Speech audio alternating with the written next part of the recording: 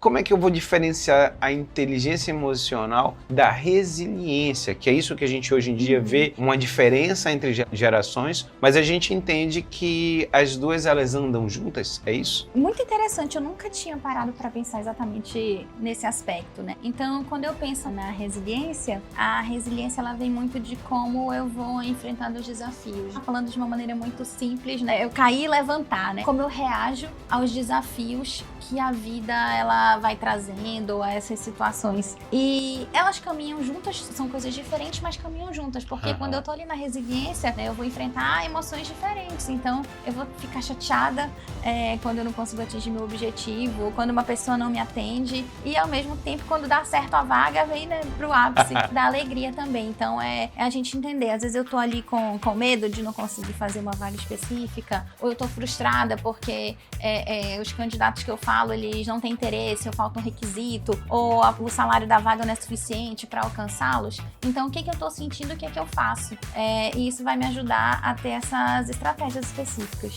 O mito da inteligência emocional. A gente sabe que todo dia nós somos bombardeados nas redes sociais falando sobre a necessidade de nós desenvolvermos inteligência emocional. Mas daí, aonde é que a gente vai aprender? Será que é na nossa família? Será que são nas escolas? Ou será que será na empresa onde a gente vai estar adequado? Então, esse é um grande medo que as pessoas têm, que muitas vezes não trabalham com autoconfiança, autoconhecimento e todos os áudios que se fazem necessários na nossa vida. O podcast de hoje, a gente vai falar sobre como você trabalhar todas essas métricas, tudo que você precisa entender sobre inteligência emocional. E para falar sobre esse assunto, eu trouxe a Amanda Medeiros, que é psicóloga, fundadora da M2 Consultoria, especializada em gestão de pessoas, rotinas e cálculos trabalhistas. Tem MBA em desenvolvimento humano e psicologia positiva, professora universitária. Prepare-se para se emocionar, refletir e mudar a forma como você lida com você mesmo. No Hospital Checkup, você pode ter seu atendimento na palma da mão. Então é só você pegar seu celular, você pode marcar a sua consulta e os seus exames. Além do atendimento humanizado de toda a equipe quando você chegar no hospital. Se você está pensando em fazer uma viagem internacional, Graco Viagens é a melhor opção. Você conversa com ele para saber se toda a documentação para você entrar no país, se você precisa de algo a mais. Então, sabe aquelas coisas pequenas que você fica preocupado e pode atrapalhar as suas férias? Graco Viagens, melhor opção. Amanda, muita gente diz que tem inteligência emocional, mas elas falam muito sobre inteligência emocional dizendo assim, eu não tenho ansiedade, eu não tenho medo, não tenho raiva. Mas é isso mesmo? Você consegue me dizer realmente o que a gente vai pensar sobre inteligência emocional? Eu acho muito interessante, Dr. Jeff, esse seu apontamento, porque as pessoas associam às vezes a inteligência emocional ao não sentir. Então, talvez, acho que pensa, né, eu chego num nível, num grau de controle das minhas emoções que não há nada que me abale, né? Que eu não sinto raiva com nada e talvez é alegria, eu sinto ou não. Então, acho que o primeiro ponto que é importante a gente falar sobre inteligência emocional que não é não sentir, é exatamente o oposto disso. É eu sentir, mas eu ter domínio sobre aqueles sentimentos. Isso é muito curioso que a gente fala para criança, né? Para nomear a emoção. Meu filho, o que você está sentindo. Então, você nomear essa emoção, você ter domínio sobre o que você está sentindo. E com isso, poder trabalhar as suas reações é, sim, o grande segredo da inteligência emocional. Então, cada emoção, né? Ela tem uma função e que vai direcionando a gente. Você está falando isso, eu lembrei que ontem à noite ainda, minha filha, né? A gente está ir para uma viagem, casamento da minha irmã, e naquela loucura de encontrar um vestido para ela. E ela está com 10 anos, mas ela é mais alta e está naquela. Vai em loja de criança, não tem roupa. Vai em loja de teen, ela é pequena para teen e grande para criança. E isso daí trouxe para ela uma ansiedade muito grande. E eu acho interessante porque, assim, quando a gente era moleque, ninguém falava, ninguém dava um nome para isso. Sim. E hoje em dia a gente consegue entender, consegue acolher. E aí a pergunta é, como é que eu trabalho já a inteligência emocional na criança? É possível isso? Eu achei muito interessante a gente falar sobre essa questão de educação. E uma vez um casal de clientes que viram amigos, né? E eles falando sobre a educação do filho, eles falaram: o que a gente quer ensinar para ele, o que mais a gente trabalha é justamente esse equilíbrio da inteligência emocional. Então é completamente possível, né, nós treinarmos essa questão de entender cada reação, cada sentimento, cada emoção, para que a gente consiga trabalhar as nossas reações. E a gente coloca isso em qualquer aspecto, ali na criança, no adolescente, no adulto, na nossa jornada, na nossa carreira. E aí as coisas elas vão acontecendo na vida de maneira muito interessante, né? Você trazendo aí uma vivência de ontem com a sua família. E eu estava aqui, antes da gente começar a gravar também, e falei por telefone com uma pessoa. E ela justamente estava dizendo que teve o plano de saúde cancelado por diversos motivos. E aí eu desabafa, né? Me fala o que você está sentindo. Né? Duas psicólogas conversando, já viu? Terapia não é de casal, mas é terapia em dupla, vamos lá. Duas psicólogas conversando. E eu falei, desabafa, me diz, né, o que você está sentindo. E aí ela falou bastante. No final eu disse, olha que interessante. Eu vou agora gravar um podcast justamente falando sobre inteligência emocional e como a gente aprende com as pessoas no dia a dia. E aí ela, caramba, é isso. E eu fiquei, claro, muito frustrada, muito chateada, porque eu tenho uma filha que precisa muito desse plano de saúde, tem um prazo para mudar, mas eu entendi que eu estava com raiva. Mas eu vou fazer o quê? Eu vou gritar, eu vou esculhambar o quê? Não, eu parei, ok, vamos entender. Ela disse, primeiro eu fui, Deus, é essa a missão que você está dando para mim, só me orienta. E depois, nomear aquilo, entender o que eu preciso fazer. Quais são as estratégias para alcançar isso. Então, a gente pode, sim, ir treinando, observando os nossos sentimentos, essas emoções, para que a gente consiga não ter respostas imediatas. E eu acho que é um grande desafio que nós temos no dia a dia de hoje, que é o imediatismo. Então a gente quer resolver logo, então provavelmente a sua filha, ela, não, como eu não tenho vestido ainda, já é semana que vem. Então é possível sim trabalhar. E outra coisa, Amanda, a escola, ela deve fazer parte também desse trabalho? Eu, de repente, não sei se vai ser nem cancelado, mas pode trazer aqui. É porque eu vejo muito isso. A gente tem escolas extremamente conteudistas, você tem os colégios militares, você tem as escolas privadas que vão ser conteudistas ou não. Eu fui criado, eu cresci em Recife, no Colégio Boa Viagem, onde era uma escola católica, você tinha um esporte, meus filhos estão numa escola que é parecida, que tem música também. Então essa pluralidade, onde eu consigo enxergar que ele é um ser humano plural, que a minha preocupação com ele não é ele passar no vestibular no final. A escola ela pode ajudar os meninos também na inteligência emocional? É muito legal esse aspecto, no sentido de nós podermos experimentar, conhecer. Eu acho que isso vai transformando a gente, trazendo num aspecto educacional, mas não no ensino regular. Na universidade, onde eu leciono, a gente tem estágios focados por área de atuação. E aí é um curso de 5 anos, né? O curso de psicologia nas universidades privadas, na publicação são 6 aqui, mas dentre os 5 anos, eles desde do final do 2º ano já estão em estágios. E aí eles começam o tempo todo, né? Eu falei isso semana passada para um aluno, não, eu acho que a minha área é essa, a minha área é clínica, a minha área é social, é escolar. E eu digo, calma, a gente não precisa se colocar nessas caixinhas. Eu acho que o momento é de experimentar e poder vivenciar cada área que você tem oportunidade, e aí sim você poder dizer com propriedade. Então eu acho que esse é o grande lance, sim, da pluralidade do ser humano. E acho que quanto antes a gente consegue ir experimentando, a gente vai conseguindo vivenciar e se descobrir. Porque quando a gente fala de inteligência emocional, tem outro aspecto que ele é muito, muito, muito importante, que é o autoconhecimento. É claro que experimentar as coisas vai me ajudar a desenvolver meu autoconhecimento, não é só isso, né? Eu preciso, né, olhar para mim, enfim, mas eu acho que a gente vai, sei lá, acho que gerando até repertório para a vida e conseguindo ajustar isso. A minha cabeça, muito organizacional, vai muito ali para a questão de identificar o talento de cada um. Sim. Eu estava vendo semana passada os vídeos da sua filha. Então, legal. que bacana, assim, o talento que ela conseguiu buscar algo que ela se identifica e investir naquele talento que ela tem, e acho que já tem muito sucesso. Eu vi ela ganhando algumas medalhas, né, semana passada. Foi. E tem competição, ela gosta disso, ela gosta. Então a gente vinha do passado, onde eu tenho que desenvolver no que eu não sou bom.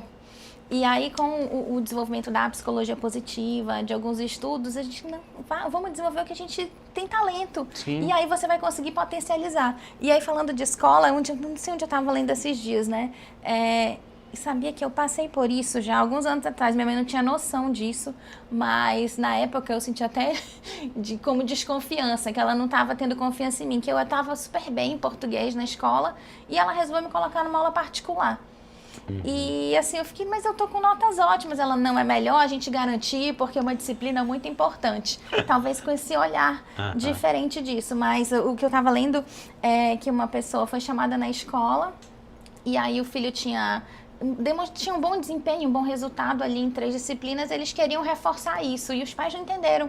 Mas ele não tá bem nisso, o reforço não é para as outras coisas? Não, vamos lapidar essas habilidades, o talento de cada um. E isso é muito, muito curioso, né? Como a gente consegue ver o avanço de estudos, técnicas, teorias que vão trazendo, inclusive essa possibilidade da gente evoluir. E aí, quando a gente passa para essa evolução do mundo, é onde não é mais o quociente intelectual que vai fazer diferença. Não é o QI, é o QE, né?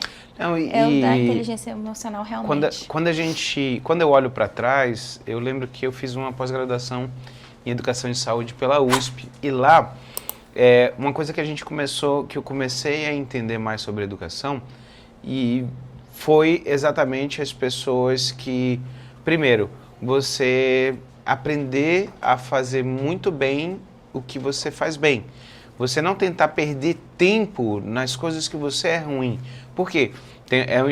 Até um livro do Instituto Gallup que ele fala muito isso, sobre aprenda seus pontos fortes. Porque exatamente você sabe que você é bom nisso, você não precisa perder tempo. E eu acho que essa visão, se a gente for levar, aí a gente vai falar sobre escola, quartel e prisão, todo mundo com a mesma roupa, entra no mesmo horário, tem que pedir licença para ir no banheiro, tem um horário para tomar sol. Então, assim, esse modelo que a gente trouxe foi um modelo que foi lá na Revolução Industrial Inglesa, que era para as pessoas, quem era proletariado ia ter que se enquadrar para depois poder entrar para trabalhar. E hoje em dia, quando eu olho isso, eu assisti um vídeo sobre a educação na Finlândia, que ficou durante muito tempo a melhor educação do mundo. A primeira coisa que tinha lá era o seguinte: primeiro, não tinha tarefa de casa. Então imagina as escolas conteudistas olhando para isso, porque eles falavam assim, a criança tem que estar na escola aprendendo, e quando ela sai, ela tem que simplesmente socializar. E hoje em dia eu vejo ao contrário, eu vejo assim, os pais empurram os filhos para os filhos terem que ser educados pela escola, e a escola mete a tarefa para o pai fazer em casa. É totalmente uma inversão.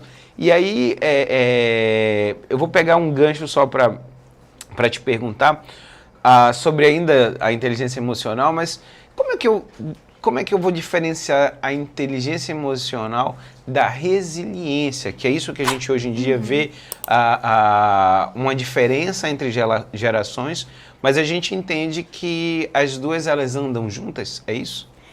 Muito interessante, eu nunca tinha parado para pensar exatamente nesse aspecto, né? Então, quando eu penso na resiliência, a resiliência ela vem muito de como eu vou enfrentando os desafios, né? Sei lá, falando de uma maneira muito simples, né? Eu cair e levantar, né? Como eu reajo aos desafios que a vida ela vai trazendo, a essas situações. Inclusive, lá no meu escritório, eu digo que essa é a competência principal das headhunters, porque quando a gente trabalha com foco em processo seletivo, então eu começo assim, às vezes você divulga a vaga, chega um monte de currículo que não está no perfil. Às vezes você divulga a vaga, não chega nenhum currículo. E já começa a resiliência por o que eu vou fazer. Então, tem esses desafios e precisa ser trabalhado. Entra em contato com o candidato, ele não responde, ou então ele responde e some, enfim. Então, a gente tem que lidar com questões que não estão sob nosso controle. E isso vai desenvolvendo essa capacidade de resiliência, de não desistir frente a esses obstáculos que eles vão surgindo. Não desistir e poder encará-los, né, de uma maneira positiva. E elas caminham juntas, são coisas diferentes, mas caminham juntas, porque quando eu tô ali na resiliência, eu vou enfrentar, eu vou sentir, né? Eu vou enfrentar emoções diferentes. Então, eu vou ficar chateada quando eu não consigo atingir meu objetivo, ou quando uma pessoa não me atende, e ao mesmo tempo, quando dá certo a vaga, vem, né, pro ápice da alegria também. Então, é a gente entender. Às vezes eu tô ali com medo de não conseguir fazer uma vaga específica, ou eu tô frustrada porque os candidatos que eu falo, eles não têm interesse, ou falta um requisito, ou o salário da vaga não é suficiente para alcançá-los. Então, o que eu estou sentindo, o que eu faço? E isso vai me ajudar a ter essas estratégias específicas. E aí a gente vai falar de uma terceira coisa que também caminha junto, que é o autoconhecimento. Você falou muito sobre autoconhecimento no começo. Quais são as perguntas que as pessoas têm que se fazer para se autoconhecer? Porque, assim, o que não falta é de amigo nosso e amigos meus muito que eles não param para se avaliarem e ter esse autoconhecimento. Como é que eu posso ajudar eles? Era tão bom se tivesse, né, um caminho muito simples disso. Porque tem algumas questões que a gente traz consigo mesmo e vai tendo dificuldade de poder enxergar. Achei interessantíssimo o livro que o senhor trouxe, que ele vem com um teste, que é o VIA. Que ele vai falar das 24 forças de caráter. Então, só que aí vem para um ponto, se eu não tenho o mínimo de autorreflexão, de inflexão sobre quem eu sou, eu tenho dificuldade até para responder um teste que vai me dar um direcionamento. Então, quando ele vê ali para as forças de caráter, no contexto do VIA, que é o teste desse livro, ele vai poder mostrar como eu estou. Ele não é uma questão taxativa. Então, a gente consegue ir olhando por isso. E aí, aquilo vai te chamando a atenção. Tem uma coisa que não é favorável, mas eu lembrei agora, a minha pessoa. Que a gente se surpreende, mas que a gente vai se conhecendo. Eu não sou uma pessoa que tem o senso de humor afloradíssimo. Entendi. E aí eu me achava às vezes assim, e principalmente com o marido, né? Porque ele passa o dia inteiro rindo do celular. Aí eu digo, o que você tá rindo? Aí ele encaminha pra mim, aí eu, é isso? Tipo, a risada toda é por isso? É isso mesmo que tu tá rindo? E aí eu acho que quando eu, por exemplo, fazia o meu VIA, eu fui entender realmente, né? O meu senso de humor, ele fala, Jeff, que eu pulei a 5ª série e ele ficou lá. Eu digo, não, ele ficou lá e tá repetindo até hoje a 5ª série, enfim. Mas eu ali, quando a gente traz para esse autoconhecimento, é entender que ele vai estar rindo daquelas questões do bom humor, é uma força de caráter que tá lá em cima dele e a minha tá lá embaixo. E isso faz a gente diferente, mas a gente vai observando. Então, eu acho que algumas questões, o VIA é um teste super interessante de ser feito para a gente começar a se autoconhecer. Perguntas como, o que eu gosto de fazer? O que eu não gosto de fazer, o que vai me frustrando, o que você trouxe assim de amigos, uma outra coisa muito interessante é ter conversas muito sinceras, né? Com os amigos, o que eu faço de melhor? Como é que você me vê nessa situação? Então, a gente vai experimentando os nossos sentimentos e conseguindo filtrar isso, né? Então, se for sozinho nesse caminho, eu acho que essas perguntas, esses apoios... E tem esses testes que vão conseguir ajudar a gente a explicar alguns comportamentos que a gente não sabe que tem. Você sabia que eu aprendi outro dia, me falaram e eu fui usar. Eu achei muito interessante. Eu pedia para os meus amigos, o pessoal mais próximo, pedia assim, me defina em 3 palavras. Então, assim, quais são as 3 palavras que você, quando olha e me vê, você pensamento. E isso daí era muito interessante, porque eu conseguia, assim, as coisas que se repetiam, elas fortaleciam a você se entender mais. Sim, eu fiz perguntas para alguns amigos e eu achei interessante porque quando eles vinham com as respostas sobre 3 palavras que eles me definiam, tinha muitas delas que se repetiam. E as variações, às vezes, era a mesma coisa dito de formas diferentes. E o legal é porque isso daí, às vezes, te traz uma autonomia de você começar a se entender pelo olho do outro. Sim. Porque você está falando, de repente você fala assim, cara, o meu humor, ele... Mas às vezes pode ser um humor mais ácido, mais sarcástico na forma de você ver, do que você gostar. Não é que você pulou a 5ª série. Não, e eu brinco, porque muitos amigos meus falam, o Tomás, que é um grande amigo meu, a gente fez faculdade junto, a residência junto, ele brincava dizendo que eu nasci velho, porque ele tinha algumas brincadeiras. Olha, vamos lá, último ano de faculdade, a gente no interior, andando de bicicleta, e ele vem e encosta o pneu dele da frente no de trás do meu, a gente podendo cair. E ele achando isso engraçado. E quando eu reclamava com ele, ele falou, putz, cara, tu tá velho.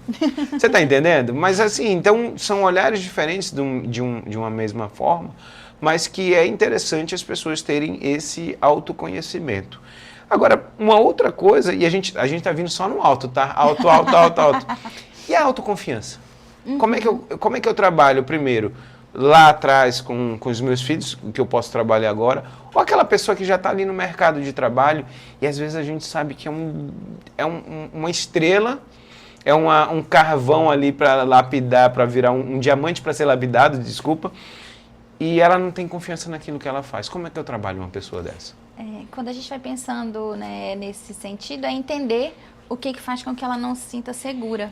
E aí a gente vai sempre falando das emoções, isso tem ficado até muito em evidência, né? Olha, como divertidamente, enfim. Mas eu penso muito no medo. E aí a gente precisa entender que o medo, ele é uma emoção que traz até uma proteção pra gente, se ela não for em excesso. Onde é que ela traz essa proteção? Quando eu tenho que avaliar a cautela, quando eu tenho que avaliar o que está me limitando. Porque a gente fala muito assim que o medo é uma emoção que trava. Então, realmente, eu acho que trava no sentido de proteger, se ela não for em excesso, mas para que você possa, eu tenho que estar... o que eu preciso fazer para estar mais seguro, para caminhar nisso e destravar as pessoas. Eu já tive situações realmente de uma pessoa que eu observava que era esse diamante, né, a ser lapidado e não entendi, assim, por que você não se candidata a outros cargos, né, para você progredir na sua carreira? E ela, não, eu tenho medo, eu não consigo acreditar que eu tenho capacidade para isso. E a gente foi fazendo um trabalho para mostrar, vamos entender aqui quais são, né, as suas principais habilidades, vamos construir isso em cima de resultados entregues. Então, o que você vem fazendo de diferente? Então, eu acho que quando a gente mostra essa trajetória e o caminho que a pessoa já percorreu, a gente vai ajudando. Então, foi um trabalho muito legal e que achei o grande resultado e o reconhecimento que em 6 meses essa pessoa foi promovida, conseguindo trabalhar nisso, o que ela tem de mais forte e entendendo que o medo, ele existe, ele precisa existir para que a gente possa progredir realmente com cautela. E a gente consegue observar muito que na nossa vida, em empresas principalmente, que às vezes a pessoa que tem uma autoconfiança às vezes não é tão boa quanto aquela outra, mas ela está em cargos que ela tem um que é diferente. Então, se ela tem confiança no que ela faz, mesmo não sendo tão boa quanto a outra, ela está de frente, ela né, ela tem aquela segurança. E o que você falou também sobre medo é uma coisa interessante. Eu, como cirurgião, os meus chefes falavam muito isso. Falavam assim, Jefferson, toda vez que você for fazer uma cirurgia, tenha medo. Aí você vai ter aquela diferença do medo que é bom, onde você te dá cautela, e o medo que te paralisa. São 2 coisas diferentes e eu até quero que você fale sobre isso. Mas o medo a partir do momento que você perde o medo de uma cirurgia, é a hora que pode começar a acontecer coisas que não são legais. Por quê? Porque você perdeu o medo. Então, esse medo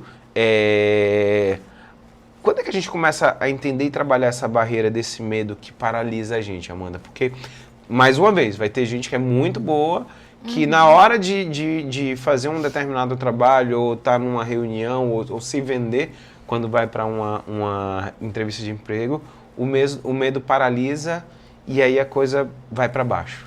Eu achei muito interessante esse exemplo que você trouxe, e é quando a gente fala do autoconfiança e do medo. E aí me remete a essa questão que tudo em excesso Sim. prejudica, né? Tudo que a gente acaba tendo em excesso, porque a fala só foi vindo aqui, caramba, imagina realmente, né, um cirurgião que tem uma autoconfiança muito acima do que se espera, então ele chega lá na cirurgia sem essa preparação, Sim. sem entender os detalhes. Então é muito legal quando a gente vem para um paralelo, medo e autoconfiança, onde a gente precisa equilibrar e poder se preparar para cada situação que a gente tem na vida. Eu acho que o medo não pode vir de maneira excessiva, e ele vai nos ajustar a trazer reflexões sobre o que caminho seguir, o que eu posso fazer de diferente para alcançar esse resultado. E aí perguntas, acho que é legal assim, perguntas importantes fazer. O que eu preciso fazer para me sentir mais seguro?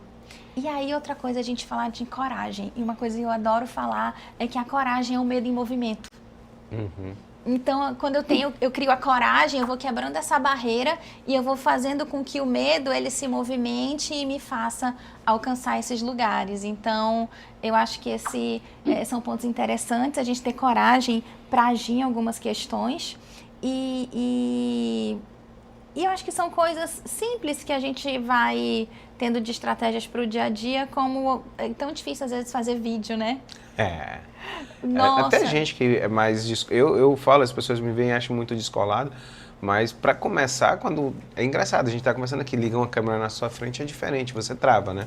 Exato. Então, o que eu faço, então, para começar nisso? Sei lá, vou começar fazendo um áudio, e depois do áudio eu faço um vídeo mais curto. Então, que etapas eu acho que ele vem para te ajudar nisso, né? Definindo etapas de como eu posso ir progredindo para superar isso e trazer essa coragem e movimentando o medo, né, para ele saindo. Vamos lá, eu queria pegar um bloco agora de tudo que a gente falou sobre autoconfiança, autoconhecimento. A gente vê, e hoje em dia tá muito comum, né, na internet, nas redes sociais, essa história de ter um dia perfeito, todo milimetrado, aquela coisa ali, tem um treinador lá americano que ele acorda às 4 da manhã, ele vai botando a rotina e lava o rosto com água, come banana, faz isso, tá? Só que isso daqui é uma realidade, principalmente quando a gente vai falar sobre o nosso dia a dia, as pessoas que estão do nosso lado, as pessoas não conseguem nem ter uma rotina. Uhum. Muito mais essas rotinas que elas tentam ser perfeitas, né? E aí, quando a gente vai falar sobre isso, as pessoas que precisam realmente, tem pessoas que não têm rotina nenhuma, a gente sabe muito disso.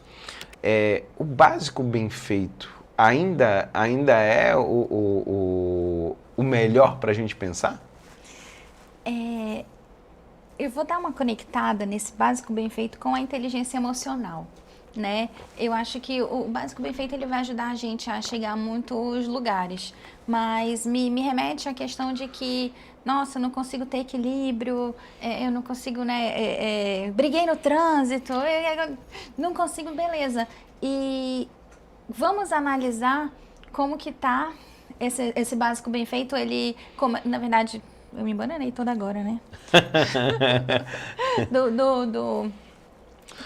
Se no básico bem feito, as coisas que a gente tenta ter um controle dali, da hora que acorda, da hora que vai comer, da hora de tudo, só que a gente sabe que esse dia a dia, essa perfeição, ela não existe. Às vezes você está fazendo alguma coisa, alguém te liga, seu filho está doente, você esquece o resto, vão embora.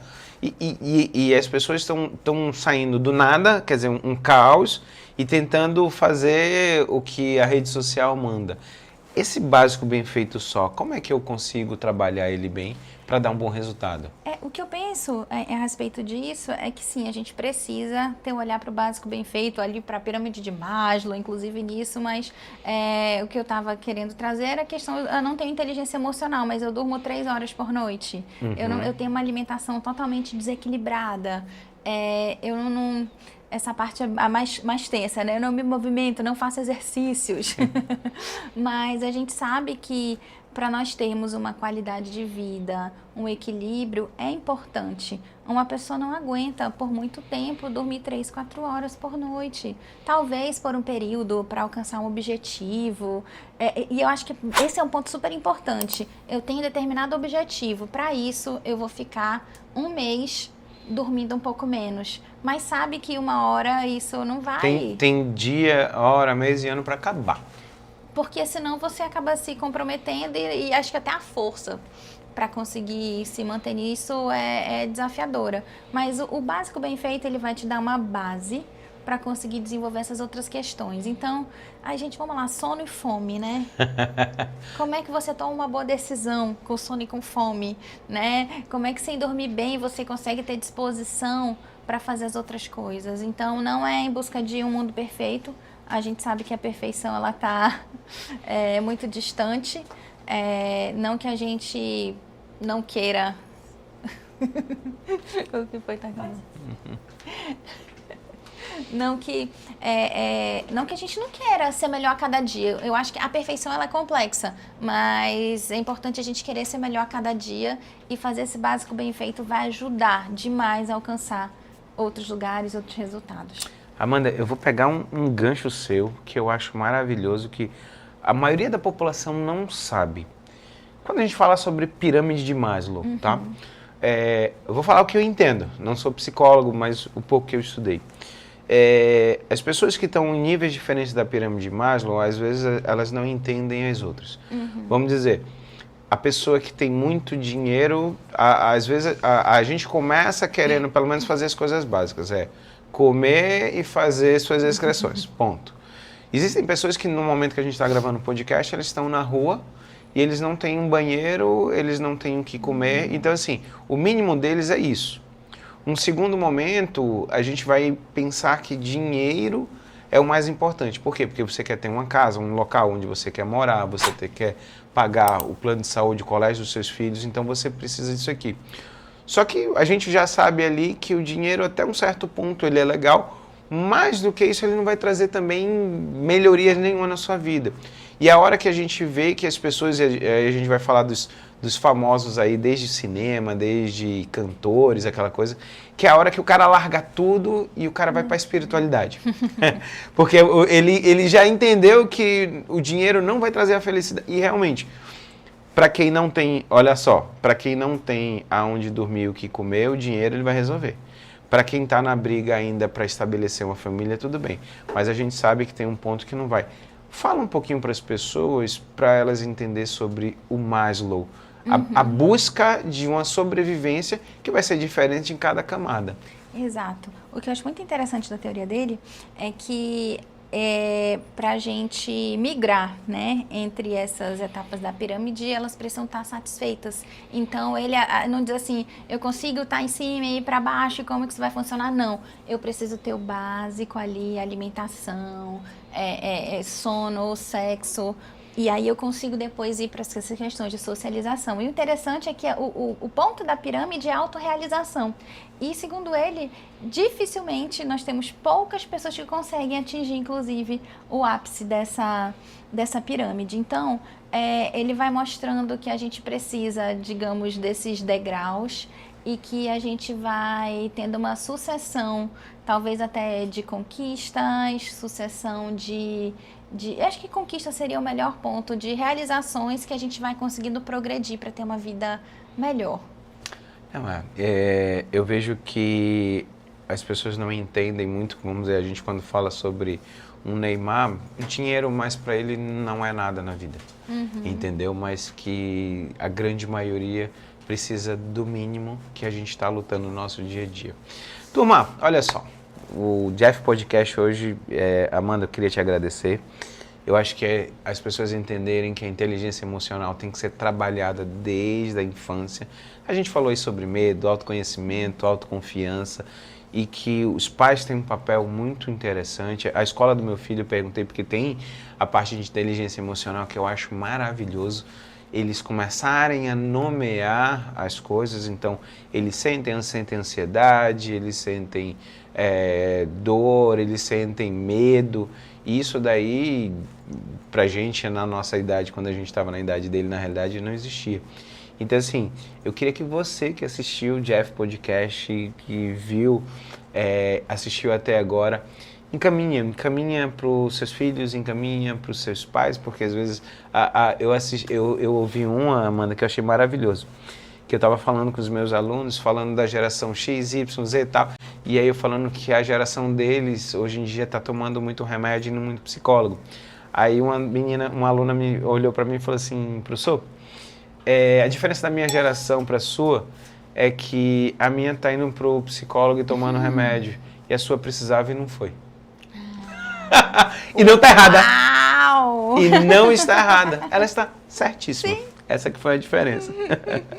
Turma, um grande beijo. Até o próximo Jeff Podcast.